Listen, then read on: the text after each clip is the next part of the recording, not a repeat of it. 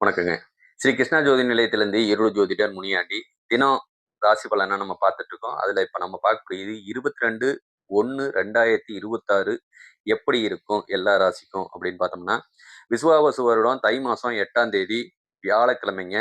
சதுர்த்தி திதி அன்னைக்கு ஓடிட்டு இருக்கு. சதய நட்சத்திரம் ஓடிட்டு இருக்கக்கூடிய அமைப்பு. சந்திராஷ்டமமா அமையிறது. ஆயில்யத்துக்கும் மகத்துக்கும் சந்திராஷ்டமமா அமையும். ராசி பலன் எப்படி இருக்குன்னு பார்க்கலாம். மேச ராசி. சில விஷயங்களுக்காக நீங்க கொஞ்சம் மெனக்கெட்டுக்கிட்டு இருப்பீங்க. அதுக்கு உண்டான பலன் உங்கள வந்து சேரும் அப்படிங்கிறத எடுத்துக்கலாம். ரிஷபத்த பொறுத்தளவுக்கு, நீங்க என்னைக்கோ செஞ்ச ஒரு உதவிக்கு, உங்களுக்கு தேவையான இன்னொரு மற்றொரு உதவி உங்கள வந்து சேரும். அதனால உங்களுக்கு நன்மை கிடைக்கக்கூடிய அமைப்பு உண்டு. மிதுனத்த பொறுத்தளவுக்கு, கொஞ்சம் நாளைக்கு எதையோ ஒண்ண நெனச்சு தெளிவில்லாம குழம்பிக்கிட்டே உட்கார்ந்திருப்பீங்க. முடிஞ்ச வரைக்கும் அத கொஞ்சம் சரி பண்ணிக்கங்க. என்ன காரணம்னா, நீங்க தெளிவா இருந்தா எதுலயுமே ஜெயிச்சிரலாம். ரெட்டத்தன்மையோட இருக்க வேண்டிய சூழ்நிலை குடுக்குது.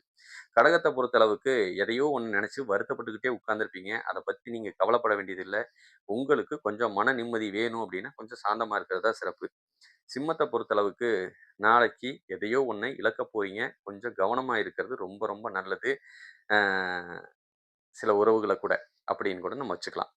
சரி, கன்னிய பொறுத்தளவுக்கு, உங்கனால முடிஞ்சா யாரோ ஒருத்தங்களுக்கு நாளைக்கு உதவி செய்யுங்க. பின்னாடி அதுக்கு உண்டான பலன் உங்கள தேடி வந்துரும் அப்படிங்கிறதையும் புரிஞ்சுக்கங்க.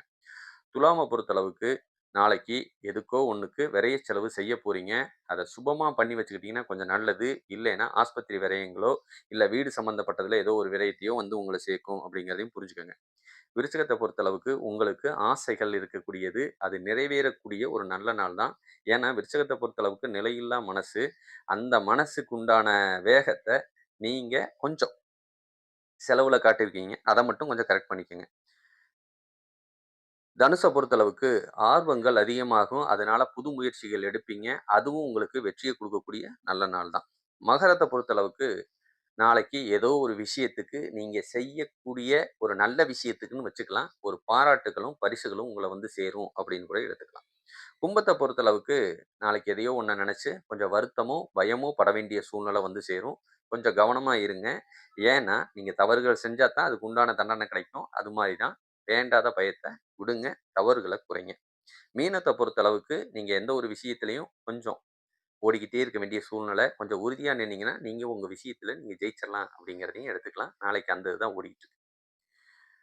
கோடி கோடியா ஒரு பெண்ணுகிட்ட இருந்தாலும், நல்ல குணம் இருந்தா தான் எல்லாரும் உங்கள மதிப்பாங்க அப்படிங்கிறத புரிஞ்சுக்கங்க. அதுக்கேத்த மாரி வாழ்ந்துக்கங்க.